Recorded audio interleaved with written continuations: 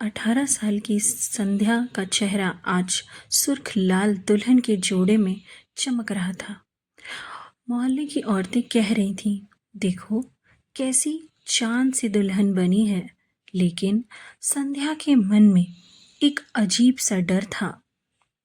उसके भाग्य ने कुछ ऐसा लिखा था जिसकी उसने कभी कल्पना भी नहीं की थी। वो अपने ही जीजा विक्रम की पत्नी बनने जा रही थी। आरती दीदी के देहांत के बाद घर वालों ने तय किया कि अब संध्या ही उस नन्ही बच्ची आन्या की माँ बनेगी।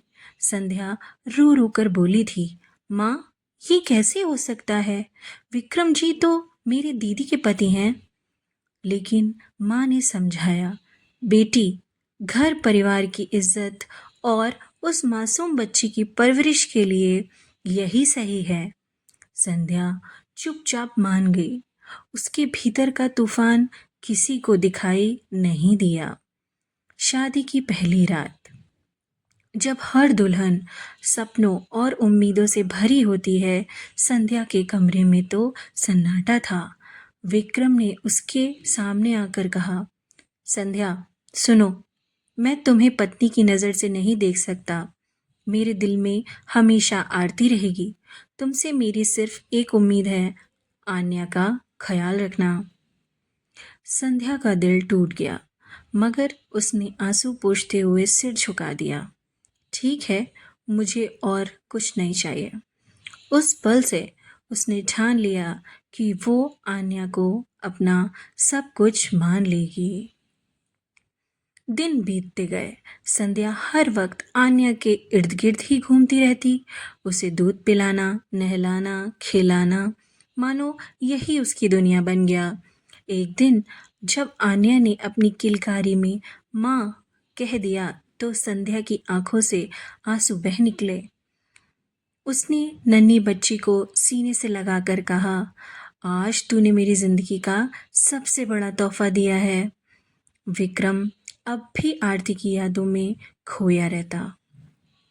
लेकिन धीरे धीरे उसने देखा शुरू किया कि संध्या कैसे बिना थके घर और आन्या दोनों को संभाल रही थी।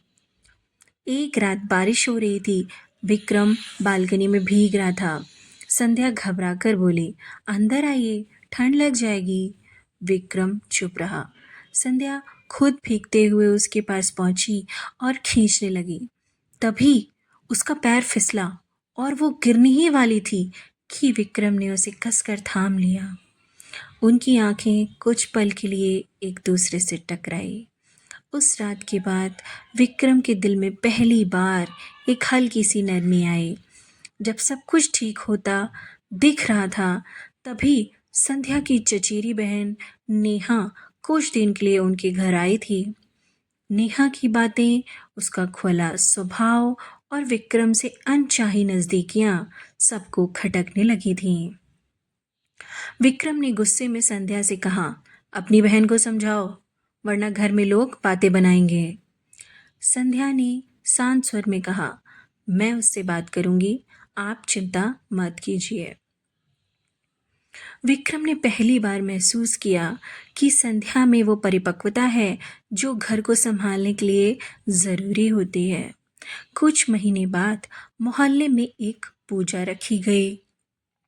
आन्या सबके सामने संध्या की गोद में बैठकर बोली, ये मेरी माँ है।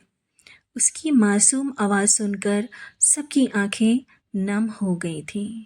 विक्रम ने उसी पल संध्या की तरफ देखा और धीरे से कहा, शायद मैं तुम्हें अपनी पहली मोहब्बत कभी ना दे पाऊँ, लेकिन तुमने मुझे सिखाया है कि सच्चा रिश्ता भरोसे और कुर्बानी से बनता है।